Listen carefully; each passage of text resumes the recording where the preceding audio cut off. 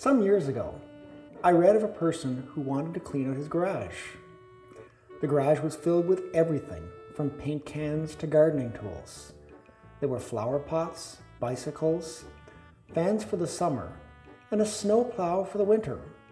This two-car garage was so crowded, there was not even enough room for a car to be parked in there, which, when you come to think about it, was the original purpose the garage was built. The image came to mind as a parishioner named Paul recently described his life in his family. Paul's a married man. He has a lovely wife and 3 teenage children, 2 girls and a boy.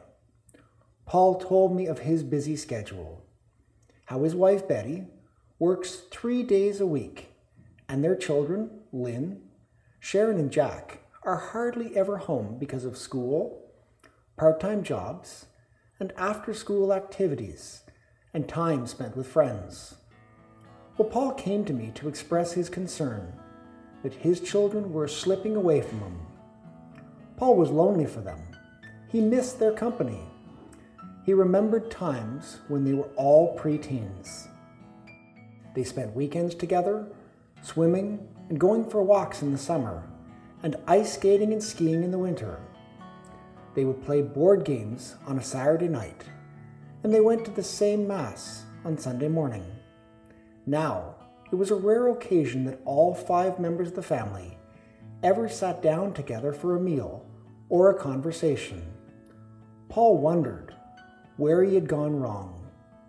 Well, the image of a 2-car garage that did not have any room for a car came back to mind. Paul and I talked about the McDonald family, the Murphy family, but what if the members of the family do not make time for one another? What if the members of a family never come together as family? Are they still a family? It is the bonds which we form today that will sustain us in the future. Wives and husbands have to get to know each other. The getting to know one another is not something that takes place during the courtship time alone. Getting to know one another is an ongoing process. People can fall out of love when they do not take time for one another. They can fall out of love when they lose the ability to communicate with one another. One's family is always one's family, but the quality of family life is connected to moments which are shared, good times recalled, and time spent getting to know one another anew.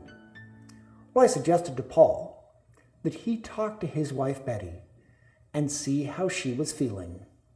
Paul soon discovered that Betty was missing time with the kids just as much as Paul was.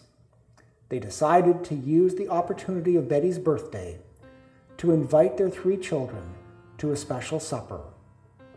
The meal took place as scheduled, and as they sat around the table, Jack the son said, "Remember the times which we used to skate on Kent's Pond?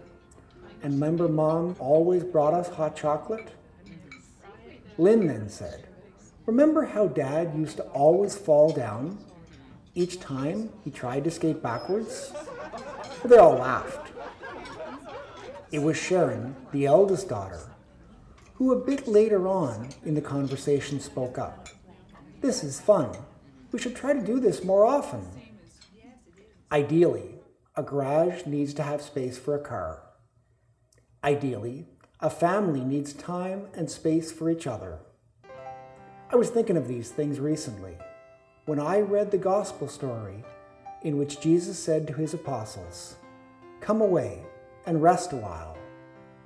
Jesus realized that it was easy to find 12 apostles. The challenge would be helping them to grow as a community, and that involved time together and conversation with one another. In this era of busy schedules and families often spread across the country and around the world, may you find the time and the means to connect and reconnect with those who you love. Family equals community. It is from the word community that we find the word communion. our communion with one another around the Eucharistic table in church, or our communion with one another around the family table, is enhanced each time we gather and each time we share with one another the joys and the sorrows of life.